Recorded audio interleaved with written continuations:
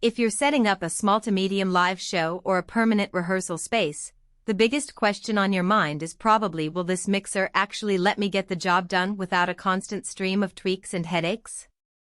You want something that lives quietly in the background, that you can lean on night after night, and that doesn't feel like a money-sucking experiment. The truth is, many digital mixers promise a wall of features but end up feeling like a Swiss Army knife you can't quite figure out. That hesitation is real, especially when you're juggling microphones, instruments, and a few simple lighting cues. You don't need a flashy interface, you need reliability, a workflow that makes sense for the way you actually work, and a price that feels justified after the first gig. Link is in the description if you want to check the product details on Amazon.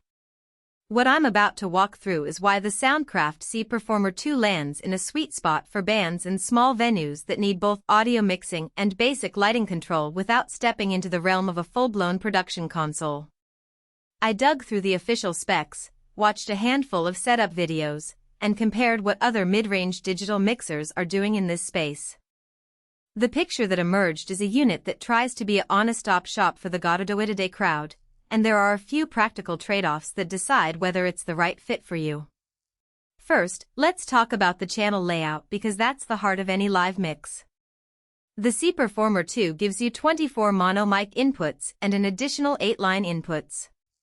In plain English, you can plug in a full drum kit, a bass amp, a couple of keyboards, a PA mic, and still have room for a couple of backing vocals or a small brass section.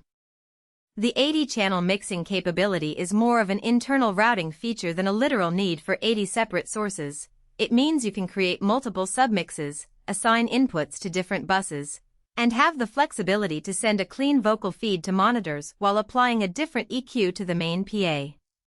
For a typical band that plays a set of 12 songs, this translates to being able to pre-program 2 or 3 different monitor mixes without having to redial levels mid-show. Now, the thing that sets this unit apart from a lot of competitors is the built-in lighting controller. It's not a full DMX console, but you get 2 VisiConnect option card slots that open up 12,896 input-output paths. In practical terms, you can connect a small strand of moving lights, a few LED strips, or a simple wash system and trigger them directly from the mix. I've seen a folk duo use the C Performer 2 to cue a soft blue wash during their acoustic numbers and then switch to a brighter orange for a more upbeat track, all from the same fader bank they're already using for sound. If your lighting rig is modest, those slots give you real integration without needing a separate lighting desk. Conversely, if you're planning a large concert with dozens of moving fixtures, you'll quickly run into the limitations of a light controller instead of a dedicated lighting console. Who should buy this? If you run a band rehearsal studio, a church worship band, or a small club that books local acts, the C Performer 2 is tailored to your workflow. You'll appreciate the ability to set up your monitor mixes once and let the unit remember them, the convenience of routing a few lighting cues without learning a separate software, and the peace of mind that comes from having 24 mic inputs, enough to grow a band from 4 members to a full horn section without buying a new console. It also appeals to DIY event organizers who occasionally need a quick, all-in-one solution for a charity gig or a community theater production.